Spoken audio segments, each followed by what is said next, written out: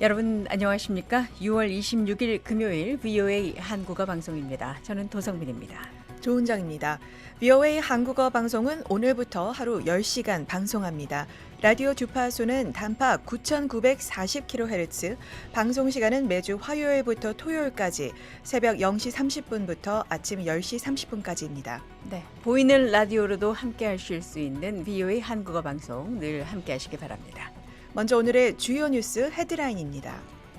워싱턴에서 AI 시대 핵심 공급망 협력을 논의하는 팍스실리카 서밋이 열리고 있습니다. 현장의 취재기자 연결해서 자세한 소식 알아보겠습니다. 마코 루비오 미국 국무장관이 걸프 국가들을 향해 미국과 이란의 협상이 영내 안보를 해치는 방향으로 진행되지는 않을 것이라고 거듭 강조했습니다. 베네수엘라에서 7.5의 강진이 발생해 160명이 넘게 숨지는 대규모 인명피해가 났습니다. 이 시간에는 먼저 25일과 26일 미국 국무부에서 열리는 팍스 실리카 서밋 현장의 취재기자 연결과 함께 오늘의 주요 뉴스 전해드리고 24일 유엔에서 열린 북한에 의한 납치 문제 심포지엄에 관한 자세한 내용을 디브리핑 순서에서 살펴보겠습니다.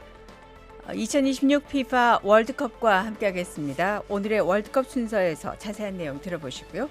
미국 독립 250주년을 기념해서 준비한 아메리카 250에서는 사회 혁신을 이룬 흑인 인권운동가 프레더릭 더글라스를 소개해 드리겠습니다. 이어지는 인터뷰 순서에서는 인공지능까지 활용해 사이버 공격의 완성도를 높이고 있는 북한 해커 활동을 경고한 미국의 사이버 보안 기업 이셋 피터 칼나일 선임 연구원과의 인터뷰 두 번째 내용을 준비했고요. 한국 사회의 주요 뉴스를 살펴보는 한국은 지금, 미국 사회의 화제를 알아보는 구석구석 USA. 오늘은 노화와 관련이 예상되는 유전적 단서 발견에 대한 소식입니다. 네, 오늘의 첫 소식입니다. 현장부터 연결하겠습니다. 워싱턴 DC에서 인공지능 AI 시대의 핵심 공급망 협력을 강화하기 위한 팍스실리카 서밋이 열리고 있습니다. 자세한 내용 현장에 나가 있는 함지아 기자 연결해서 알아보죠. 함지아 기자. 연구소에 나와 있습니다. 네, 자 먼저 팍스실리카 어떤 회의인지부터 소개해 주실까요? 네, 팍스 실리카는 미국 국무부가 주도하는 AI 공급망 협력체입니다. 지난해 처음 출범했고 올해가 두 번째 회의인데요. AI 기술 경쟁이 갈수록 치열해지는 가운데 이를 뒷받침하는 반도체와 핵심 광물, 에너지, 데이터 센터, 물류 등 공급망 전반에서 신뢰할 수 있는 국가들끼리 협력을 강화하자는 취지로 만들어졌습니다. 이번 회의는 오늘과 내일 이틀 동안 열리는데요. 한국과 일본, 싱가포르, 네덜란드, 영국, 이스라엘, 아랍에미리트, 호주 등 AI 공급망 협력의 뜻을 같이 하는 국가들이 참석했습니다. 조금 전에는 제이콥 헬버그 국무부 경제성장 에너지 환경 담당 차관과 크리스토퍼 랜도 국무부 부장관의 개회사로 공식 일정이 시작됐습니다. 함 기자, 이번 회의는 어떤 점에 중점을 두고 있나요? 네, 제이콥 헬버그 차관은 AI 경쟁은 단순히 뛰어난 AI 모델을 개발하는 경쟁이 아니라 이를 뒷받침하는 반도체와 핵심 광물, 안정적인 에너지, 그리고 공급망 확보 경쟁이라고 강조했습니다. 그러면서 이런 과제는 어느 한 나라가 혼자 해결할 수 있는 것이 아니라며 신뢰할 수 있는 파트너 국가들이 함께 공급망을 구축하고 투자와 기술 협력을 확대해야 한다고 말했습니다. 헬버그 차관은 이것이 바로 팍스 실리카가 만들어진 이유라고 설명했습니다. 네, 그러니까 AI 공급망을 동맹국을 중심으로 구축하겠다 이런 의지로 이해가 되는데요. 네, 그렇습니다. 이번 회의의 핵심도 바로 이 신뢰할 수 있는 공급망입니다. 헬버그 차관은 최근 각국 정부가 AI를 규제 대상으로만 보고 있는데 그렇게 해서는 안 된다며 혁신과 투자, 기술 개발의 기회라는 관점에서 접근해야 한다고 강조했습니다.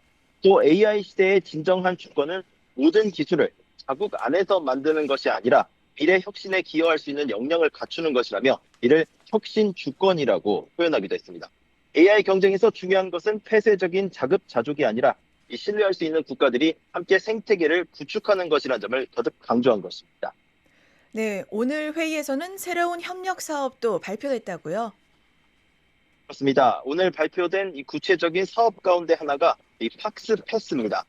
AI 관련 핵심 물품이 이 파나마를 거쳐 이동할 경우 화물을 미리 검증하고 AI 기반 위험 평가를 실시해 신속하게 통관할 수 있도록 하는 이 새로운 공급망 시스템인데요. 헬버그 차관은 이를 통해 신뢰할 수 있는 국가 간 물류를 더 빠르고 안전하게 만들겠다고 설명했습니다. 미국은 이 사업을 추진하기 위해 5천만 달러의 자금을 투입할 계획이라고 밝혔습니다. 네. 자, 이번에는 랜도 부장관, 국무부 부장관의 발언을 좀 살펴보겠습니다. 어떤 점을 강조했습니까?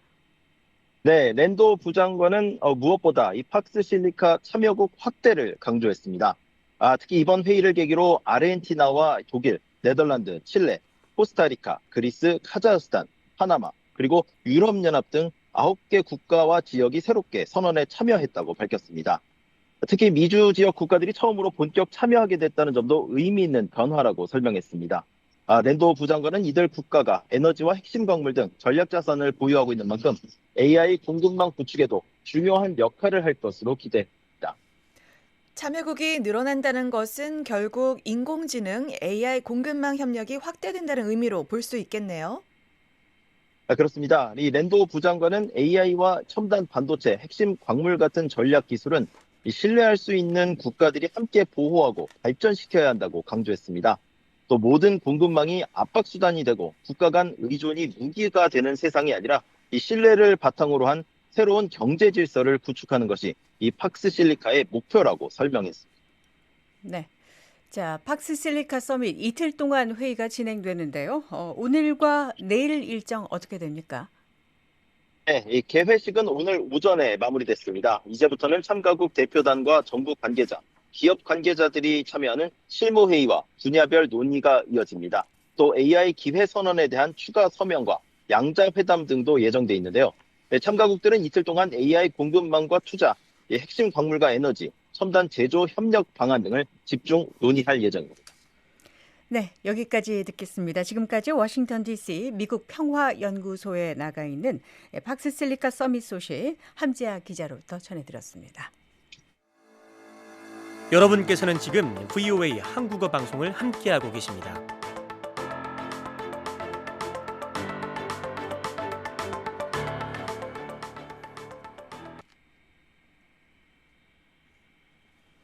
네, 마코 루비오 미국 국무장관은 미국과 이란의 협상이 걸프 지역 동맹국들의 안보를 해치지 않을 것이라고 밝혔습니다.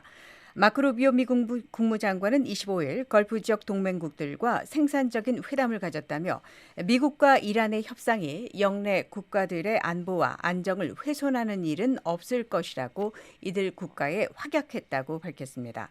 루비오 장관은 25일 바레인 마나마에서 열린 미국과 걸프 협력회의 외교장관 공동회의에 참석한 자리에서 이같이 발언했습니다. 루비오 장관은 전하고자 하는 메시지는 이 협상 과정 전반에서 어떤 결정이 내려지더라도 이 지역 내 우리 파트너와 동맹국들의 이익이 항상 고려되도록 보장하고자 한다는 점이라고 말했습니다. 루비오 장관은 이번 이란과의 합의는 걸프 지역에 있는 우리 파트너 국가의 안보와 안정 또는 번영을 훼손하는 내용은 전혀 포함되어 있지 않다고 밝혔습니다. 루비오 장관은 걸프 지역 국가들이 기술적, 정치적 차원 모두에서 이란과의 협상 진행 상황을 공유받기를 원한다는 점 등 몇 가지 매우 구체적인 우려와 견해를 공유했다고 밝혔습니다. 이어 우리는 이 모든 국가의 의견이 반영되기를 원한다면서 걸프 지역 파트너들의 번영과 안정, 안보를 어떤 방식으로든 훼손하거나 결정이나 약속은 하지 않을 것이고 앞으로도 하지 않을 것이라고 기자들에게 말했습니다. 루비오 장관은 회원국들이 호르무즈 해협 통항에 통행료나 각종 수수료를 부과하는 방안에 대해 전혀 지지하지 않는다는 견해를 밝혔다며 미국 역시 그러한 조치를 받아들이지 않을 것이라고 강조했습니다. 남미 베네수엘라에서 규모 7.5를 포함한 두 차례의 강진이 연이어 발생했습니다. 최소 164명이 숨지고 1,000명이 다쳤습니다. 김영교 기자가 보도합니다. 베네수엘라에서 현지 시간 24일 저녁 두 차례의 강력한 지진으로 많은 사상자가 발생했습니다. 베네수엘라 구조당국은 최소 164명이 숨지고 1,000명이 다쳤다면서 생존자 구조 작업을 진행 중이라고 밝혔습니다. 이번 지진의 진앙지는 베네수엘라 수도 카라카스에서 서쪽으로 160km 떨어진 지역으로 규모 7.5와 7.2의 지진이 1분 간격으로 이어졌습니다. 델시 로드리게스 베네수엘라 대통령 권한대행은 베네수엘라 북부 카리브해 연안의 라과이라주가 가장 큰 피해를 입었다며 가장 중요한 임무는 생명을 구하는 것이며 붕괴된 건물에 갇힌 사람들을 구조하는 데 집중하고 있다고 밝혔습니다.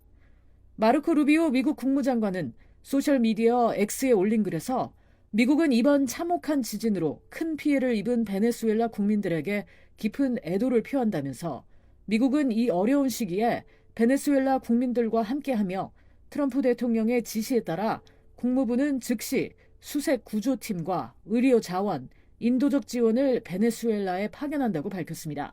한편 로드리게스 대통령 권한 대행은 미국과 다른 국가들의 도움에 감사를 표하며 멕시코, 엘살바도르, 카타르, 도미니카 공화국에서도 구조대와 긴급 대응 인력이 오고 있다고 말했습니다. 베네수엘라 적십자사는 국가의 보건 및 교통 인프라에 심각한 피해가 발생했고 전력과 통신 서비스가 중단되었다며 수색과 구조, 긴급 대피소와 응급 의료 서비스 지원이 가장 시급하다고 밝혔습니다. VOA 뉴스 김연교입니다. VOA 한국어 방송과 뉴스 기사는 언제든지 인터넷 웹사이트 www.voakorea.com과 유튜브, 소셜미디어 X와 페이스북으로도 함께하실 수 있습니다.